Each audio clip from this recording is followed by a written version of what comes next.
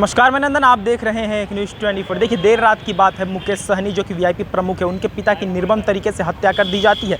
ये हत्या हमें याद दिलाती है दशकों पहले जो बिहार की स्थिति थी, वही स्थिति आज भी उत्पन्न हो रही है। चाहे क्राइम रेट्स की बात करें, बलात्कार की बात करें, लूटपाट की बात करें, अभी भी लॉ एंड ऑर्डर वैसे ही ध्वस्त है। भले ही एनडीए कितनी भी विपक्ष को टारगेट करे, लेकिन ये बात पे उससे मुकर नहीं सकते हैं कि जिस तरीके के अभी क्राइम रेट्स हैं, वो भी पीछे नहीं है क्राइम के कदम में। जिस तरीके से आप लालू शासनकाल पर इल्ज़ामात लगाते हैं, आपको खुद के गिरबान में झांक कर देखना चाहिए कि अभी बिहार की स्थिति क्या बनी पड़ी है। अभी हम बात कर रहे हैं मुकेश सहनी के पिता जीतन सहनी की। जीतन सहनी की जिस तरीके से हत्या की गई है, उनकी उम्र भी लगभग 70 साल की बताई जा रही है कि 70 वर्षीय एक बुजुर्ग की जिस तरीके से हत्या की गई है। आपको बताते हैं हत्या का अंजाम किस तरीके से दिया गया।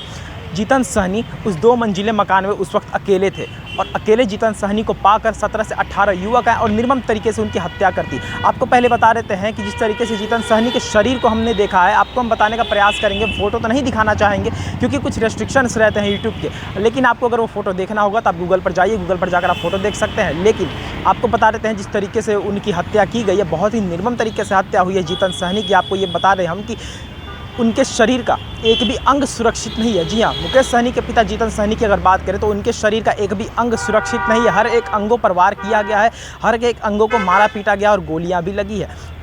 जिस तरीके से उनकी हाल है, वो देखकर तो साफ पता चलता है कि ये प्री प्लान मर्डर होगा, क्योंकि आप देख सकते हैं, समझ सकते हैं, सोच सकते हैं कि एक प्रमुख के पिता की अगर कोई हत्या करता है तो आम नागरिक तो कर नहीं सकता है, और वो भी 17 से 18 लोग जाकर हत्या कर रहे हैं। सबसे पहली बात, खबरें तो ये आ रही थी कि चोरी करने लोग वहाँ पर गए थे, 17 से 18 लोग वहाँ पर चोरी करने गए थे। लेकिन आप समझिए, यहाँ पर सोचने वाली बात यह है कि अगर 18 लोग चोरी करने किसी घर में जाते हैं, वो भी प्रमुख के घर में, वीआईपी प्रमुख और बिहार सरकार के पूर्व मंत्री जीतन सहनी के, बिहार सरकार के पूर्व मंत्री और अभी के समय में प्रमुख वीआईपी के मुकेश सहनी के पिता जीतन सहनी वहाँ पर अकेले थे, और वहाँ पर मुकेश सहनी के घर में अगर कोई जा रहा है तो पहले से तो सोचा होगा, पहले से प्लान होगा, और जिस तरीके से उनकी हत्या की गई है वो देखकर नहीं लगता है कि वहाँ पर कोई चोरी करने गया था। लेकिन छानबीन जारी है और उससे पहले हम कुछ नहीं बता सकते हैं, नहीं बोल सकते हैं, लेकिन छानबीन हो रही है। उसके बाद पता चलेगा कि आखिर इसमें सम्मिलित कौन कौन था।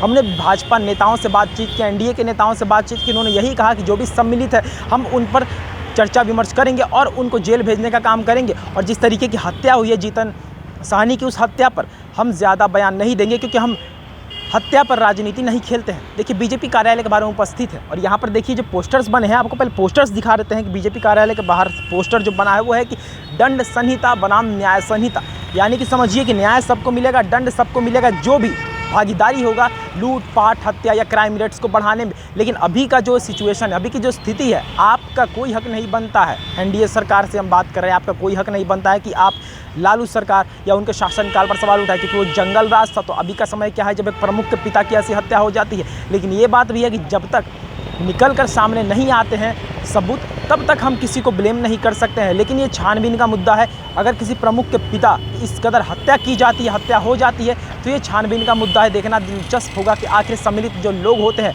उनको सज़ा किस तरीके से सरकार दे पाती है। तो इतिहास की रिपोर्ट, बाकी ऐसे और तमाम खबरों के लिए हमारे साथ बने रहे, देखते रहिए 24। मैं नंदन अपने सहयोगी के साथ, धन्यवाद।